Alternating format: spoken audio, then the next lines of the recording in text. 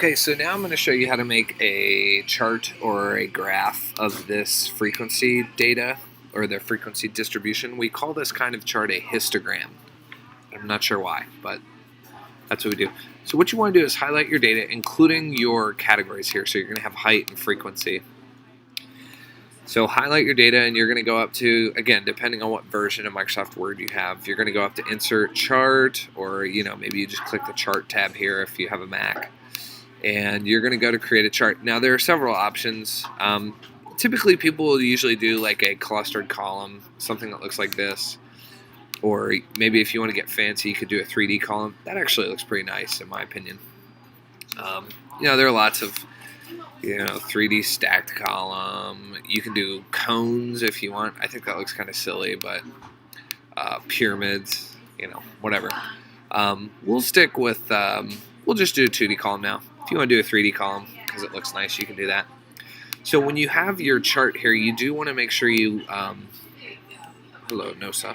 You do want to make sure you create a title, and you want to label the axes as well so people know what this graph is showing them. And let's just say, for example, heights of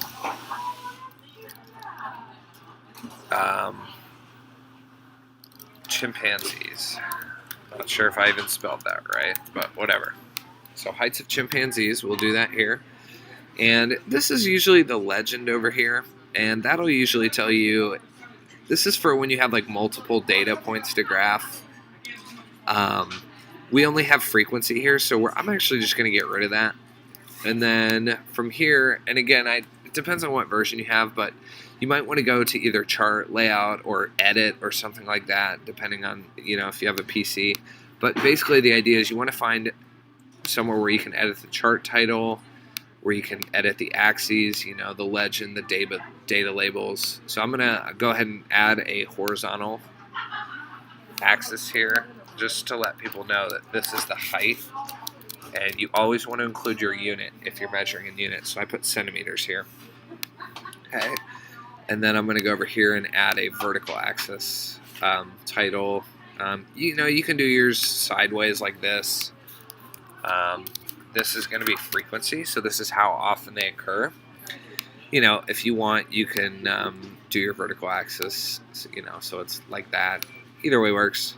I think the other way looks nicer in my opinion, but and that's it. So if you want to copy this into your Word document, go ahead and click it, right-click it, and hit copy, or Control C or Command C, and then if you have a Word document open, you can just paste it in there. Then you can adjust it accordingly. Okay, so that's there, and then you can stretch it a little bit. The other nice thing too, if your text is way too big, you can make it smaller. So I just highlighted my text there. Now I'm going to make it small. You can kind of play with it. That looks pretty good. You might want it to be a little taller, or wider. But these are just things you learn over the years when you're a math nerd like me. And then you probably want to center this on your Word document. I don't know why it's not centering right now. Center. There we go. Okay, so that's how you make a histogram in Microsoft Excel. I'm going to show you really quickly in Google Spreadsheets as well how to do this. So if you're in Google Spreadsheets, you'll do height, frequency, oh gosh, let's just do a different one now. 80 to 84, 85 to 89, 90 to 94, 95 to 99, frequency 3, 7, 6, 2. Okay, so you'll go over here and select your data. So highlight your data, and then you'll go to Insert Chart. And then this is really important, you want to use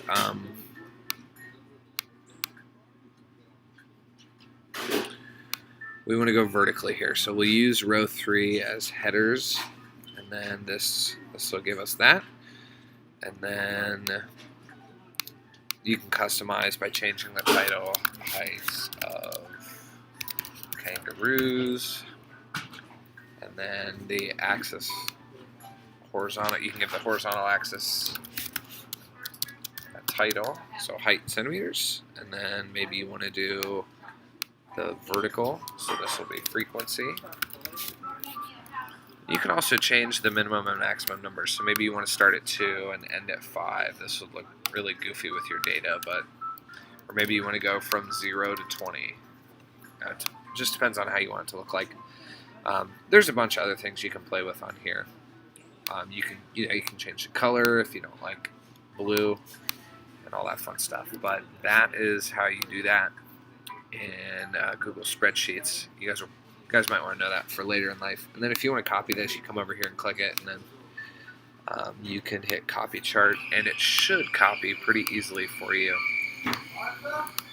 into Microsoft Word. It should. Anyway, you could also save the image and then drag it in Microsoft Word. I think that's what I did last night, actually. I don't know why it's not copying. But so we'll go ahead and save that image, and then we will drop it into Microsoft Word here. All right, here we go. Yep, there we go. So if you save it, then you can drop it in, and then you can adjust the height accordingly. So there you go. That's how you do it.